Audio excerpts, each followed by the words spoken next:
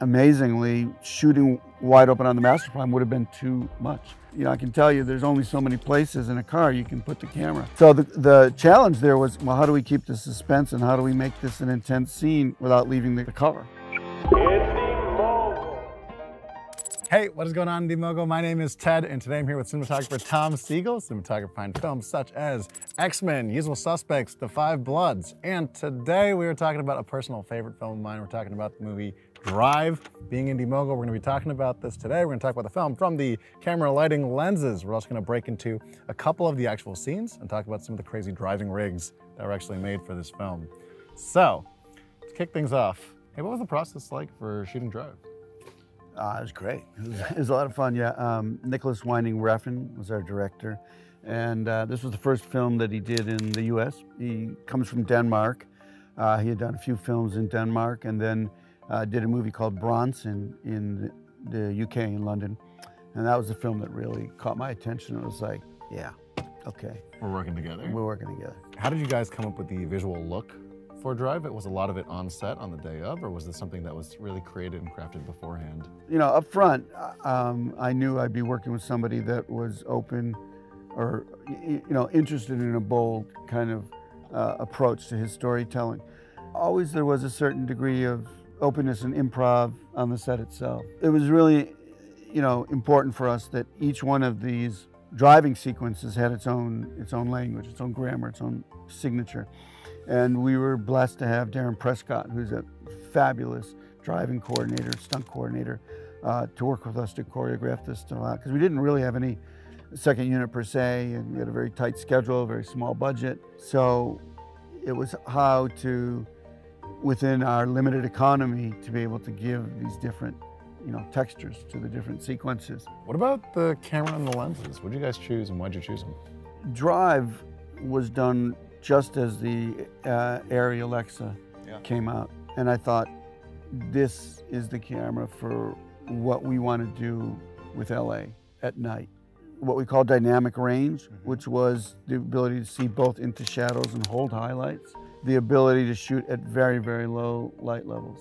Prime lenses were the Cooke S4 lenses. And it's funny because I also had a plan to bring in the Zeiss Master Primes for the nighttime stuff, because they are, you know, 1.3 as opposed to like a 2. So that extra stop, that extra sensitivity of the lens, I thought I'm going to need this at night. In the end, I never used it. I stuck with the Cooke S4 because, amazingly, shooting wide open on the Master Prime would have been too much. I didn't need that much. It was really, you know, the camera really had that significant an ability to shoot with low light levels. The look, you know, that it had, dare I use the cliche, a more filmic look than anything I'd seen before. You know, it's a love story. Drive is a love story. And there's, I think that combination and the S4s helped to give it a kind of a slightly romantic quality to it, you know. I did a test before we started shooting where I had Ryan in the car in his costume. And initially it was really meant to be just to decide what lights we're going to use. But I got to tell you that the footage was so beautiful that Did it make the film? Yeah. It made the film. The test footage made the film. Are you ready to jump into a couple frames? Absolutely. You ready? Let's do this. Okay, sounds good. So let's cue up this first clip.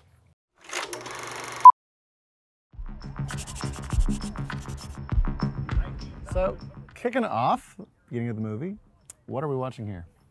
Well, the movie opens with this sort of mysterious figure. He's a getaway driver, a professional getaway driver. He tells them the rules of the game, and then we're out into this heist, and we see his style and his method, and we do the whole thing from inside the car. For me, it was a great way of really giving you that kind of suspenseful, intense, sort of claustrophobic, like I want to get out of the car because I'm about to get arrested feeling.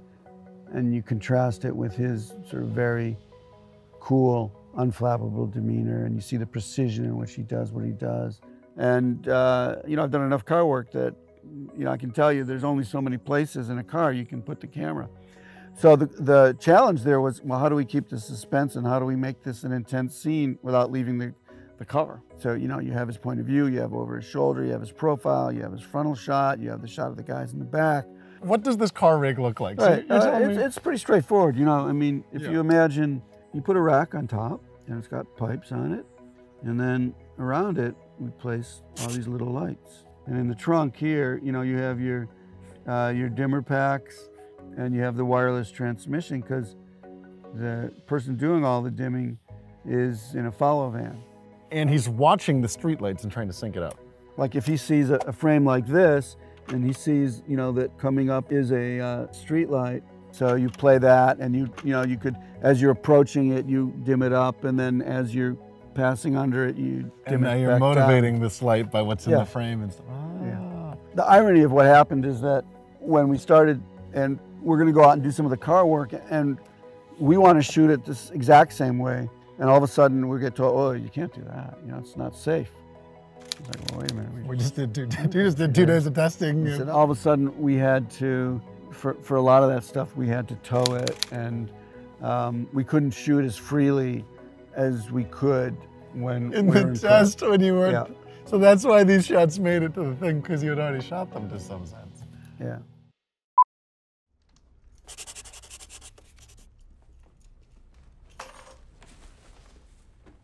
So this is Driver and Carey Mulligan's character first meet, when he first meets Irene. We did this in an empty building across from MacArthur Park called the Park Plaza, and just built walls up against the existing walls that had the windows out to the park. This is a hotel. It was a hotel, and it is now, a lot of the floors are just completely gutted and empty. We see the beginnings of their attraction to each other. Yeah. So it was really meant to have a kind of, you know, a gentle, slightly romantic and appealing feel to it. We had to organize our shooting around those windows because they're real. So you have to be able to control the light inside to balance the light outside. So in this case, we did have a lift outside which had lights on it. And when we actually want the sun to penetrate into the set, I use it from the lift. And I do it from the lift because I can keep it in one place for 3 hours, whereas the sun doesn't do that for us. How bright or dark it is out there is something that, you know, Mother Nature is going to decide. Yeah. So your ability to control that is simply either bringing up the light level inside to match, or using what we call ND or neutral density gels on the window themselves to make the view outside darker so that the two things can balance. Okay, can we see where the lights were and how does it normally work for this? So where's the sun, by the way, in the day? Is it noon? Is it high in the sky? That's looking east, that view. And that's about how, like, what do you want it to look outside? Because if that's due east and I shoot this in the morning, the outside is going to be backlit or maybe slightly crosslit. If I shoot it in the afternoon, it's all going to be front lit.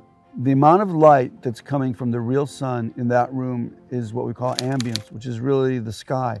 Because if you think about it, the sky, the atmosphere, is like a big, giant bounce light. Softbox, yeah, yeah. So this light outside here is really more to light like this background area. The light on the curtains and the wall would change as the sun moves. So if you want to, if you can have some overpower it, you get some consistency. So if you look at the reverse, you can still see actually that little nick on his edge in the mirror. Tom, this shot is so cool. I'm sorry, now I'm looking at the family picture on the mirror. Yeah, I love this shot. What it's saying. Look at the light on her cheek that's just on the edge of her. That's actually coming off the mirror.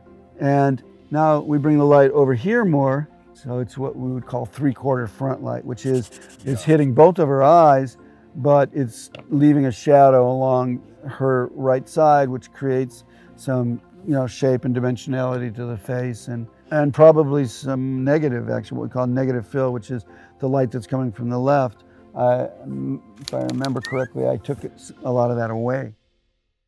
Now, real quick, I want to talk to you guys about Hurlbut Academy, which if you guys don't know about this already, you should. They want to make you better cinematographers out there. And as you can already see from this channel, there is so much to learn as far as cinematography, as far as lighting goes, as far as filmmaking goes. And what's cool about Hurlbut Academy, if you haven't checked it out already, is they're really good at breaking everything down to make it easy and understandable. So they'll teach things like how to light close-ups, how to control the sun, how to do a location scout, and even how to tie a clove hitch. Yes, this clove hitch. And it's actually taught by none other than Shane Hurlbut, ASC himself, which if you don't know him, he's an amazing DP. He basically one of the people that championed the Canon 5D all the way back in the early days of indie filmmaking, to actually shooting a lot of giant feature films, things like Terminator Salvation, Netflix's The Babysitter, Act of Valor. He's shot so many of these feature films out there, and what's cool is that he's actually available online to help kind of walk through the process and teach you all this. So check it out. You can go and get access to everything by going to hurlbutacademy.com. You can sign up for an annual membership for just something like $30 a month. And if you want to get 10% off, you can actually use the discount code INDYMOGUL, INDY_MOGUL at checkout. So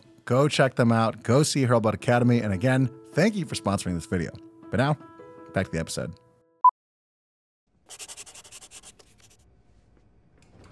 This is a point in the story when there's a real strong attraction between these two characters, and yet the heat that was on her husband, when he got out of prison, continues to be on them, and her life is in danger.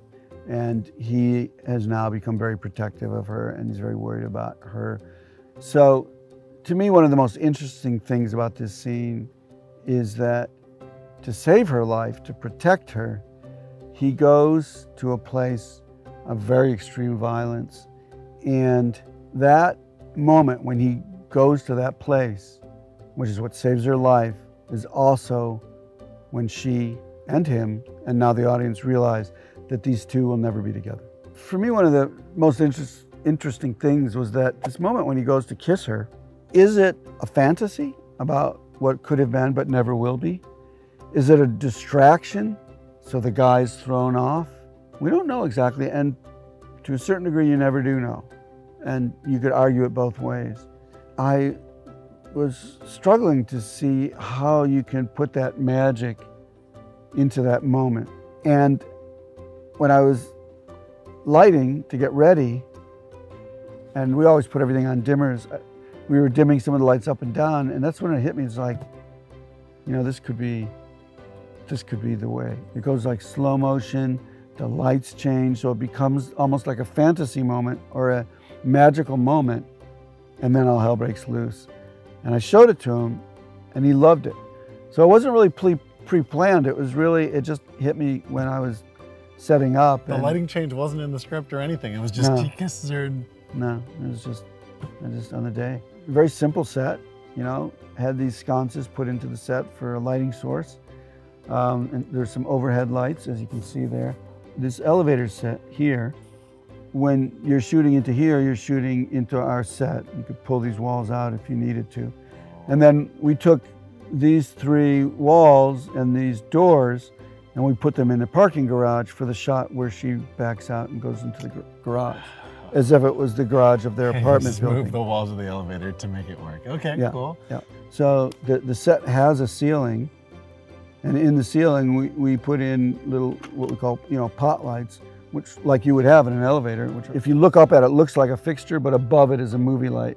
And I believe those were what we call par cans, which are, you know, 1,000-watt old theatrical lights. I mean, have you done things like this before where like there's like particular moments in a naturalistic film that you're like, we're gonna twist and break the rules, and how do you know those moments?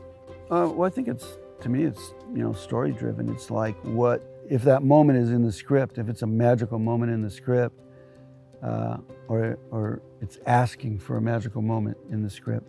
I mean, that's where it comes from. Well, Tom, thank you so much for helping us break down this movie. It was my pleasure. Fun to go through this. My pleasure. Again, thank you to Hurlbut Academy for sponsoring this video. Start shooting like a pro. Start learning real cinematography by going over to hurlbutacademy.com. Use the code INDYMOGUL, INDY_MOGUL, for 10% off your first purchase of an annual membership. Guys, thank you so much for watching. This is, of course, Indie Mogul. I am Ted. Of course, we'll catch you guys in the next one.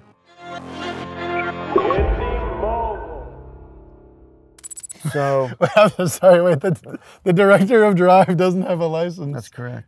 How does he direct driving scenes, though? And the best part of it was that after dinner, we came out of the restaurant to get in the car, and there was a couple fans that were asking Ryan for his autograph. So I got in the car, and Nick was sitting next to me, and he said, "Okay, let's go." And we started driving, and Nick started to laugh, and I was, "Why is he laughing?" And I turned around to look at Ryan and say, "Why is he laughing?" And there was no Ryan in the back seat of the car. I panicked, and I was like, "We can't leave him out on the street with a couple of rabid fans." What? So that turned into our first car sequence, which was me circling the block trying to figure out where Ryan was so he could rescue him.